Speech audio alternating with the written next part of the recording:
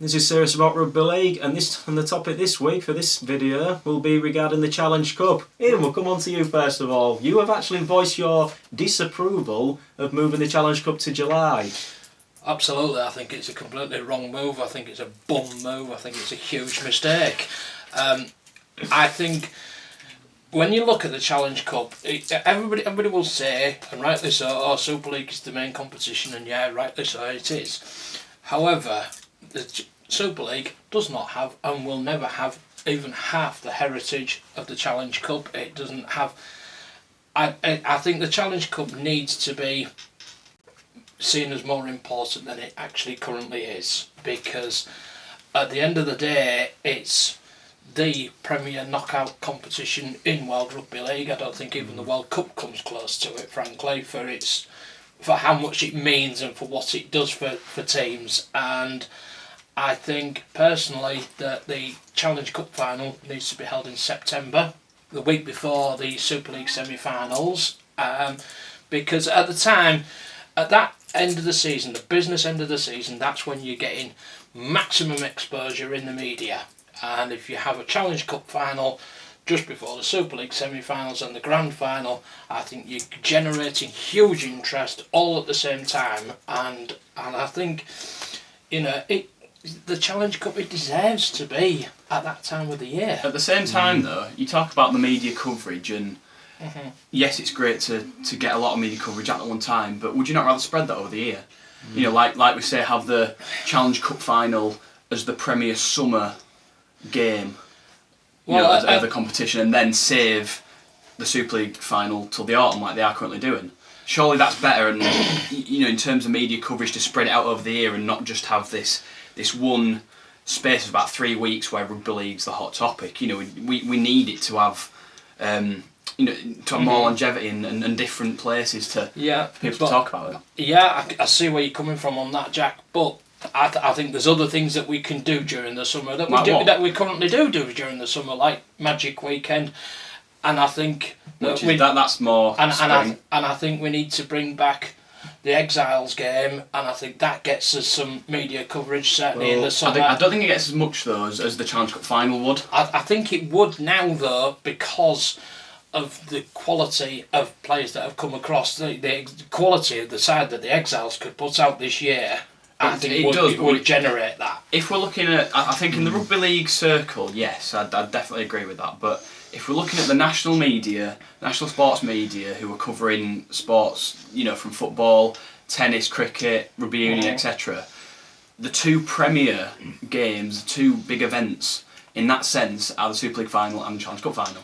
For the heritage and all the history that you've just mentioned. Yeah. And the fact that, the Challenge Cup itself is at the National Stadium at Wembley. Yeah. That's another huge pull. That's a big selling point. Yes. Whereas if you're talking about England Exiles, for example, what venue are they going to get for that other than maybe, I don't know, a push? The thing I would say you'd maybe get Bolton somewhere like that. Possibly Bolton, but that still doesn't. That's not the same scale as Wembley. And no, it's not. I'll come in there because in a way, I think England or Great Britain do need an international anyway, because we didn't have one last year, and I think were they blaming the disastrous tour on that because of the lack of preparation, no friendly, for England / Great Britain. I agree that they do need one. They do, whether it is against the Exiles or with respect an easier team like France or Wales. No disrespect, but still, it's got to be. They've got to have a game. I think they do. And I think we can probably just sort of write off the Great Britain tour from last year. I think we'd all like to be honest. Wouldn't we love to do that? It wasn't something we want to keep in the memory, but I think back onto the Challenge Cup, having it, I think if we look at it from a team's perspective as well, you look at the preparation that Super League coaches are going to want to put into it. They're not going to want to have, say you've got, I don't know, a Saints and a Wigan who are in the Challenge Cup final and are also preparing for a playoff push and to be pushing towards the Super League Grand Final. The emotion and the energy that both of those finals, take out of players. We've seen it several times with teams who've had what they call Challenge Cup hangovers, where they've done well in Challenge Cup, and then the rest of their season's just been downhill. And that's all because of the emotion and how how much they get drained from that one game.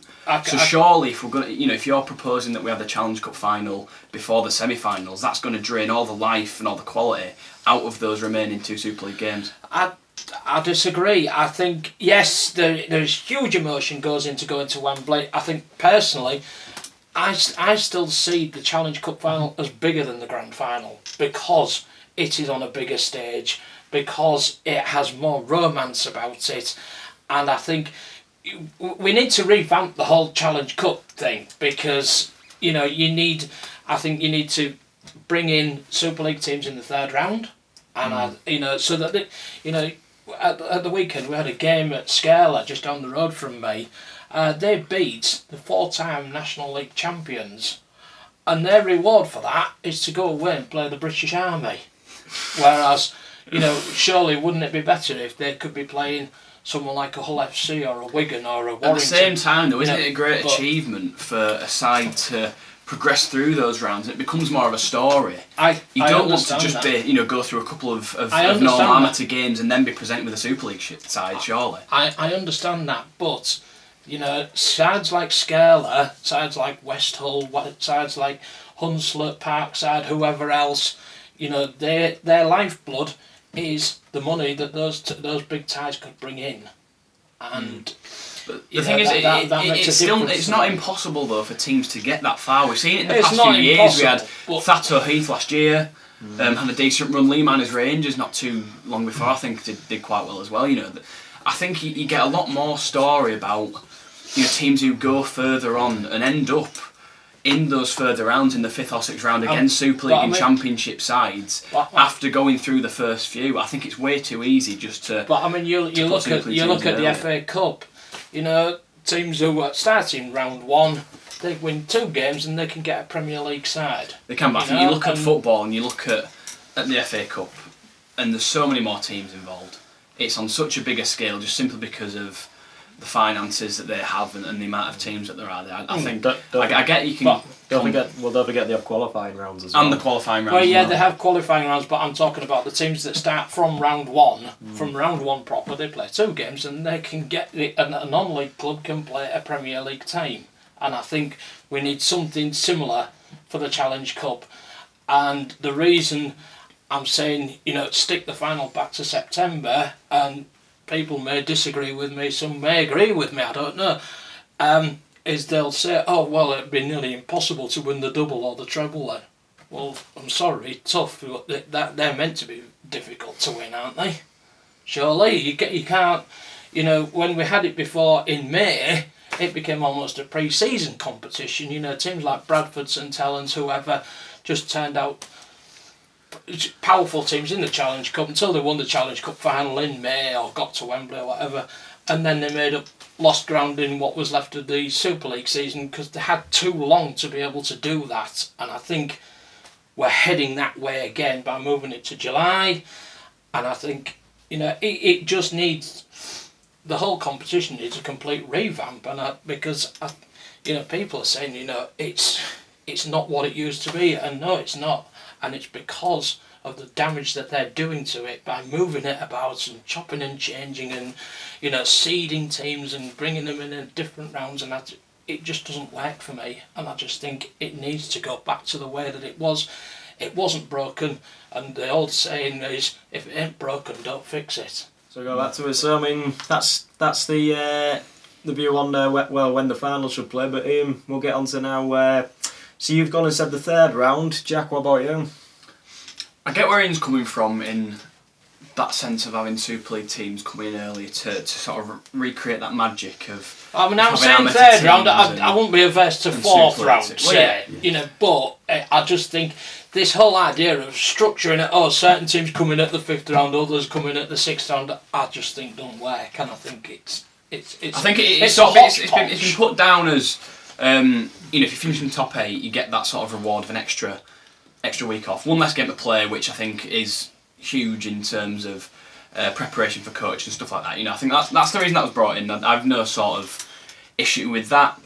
I could probably see your point and bring them in maybe a round earlier. So I think at the minute we get one Super League. We get the bottom 4 Super League teams in at the 5th round, is it, and then the rest in the 6th. So maybe like you said, bring them in the 4th.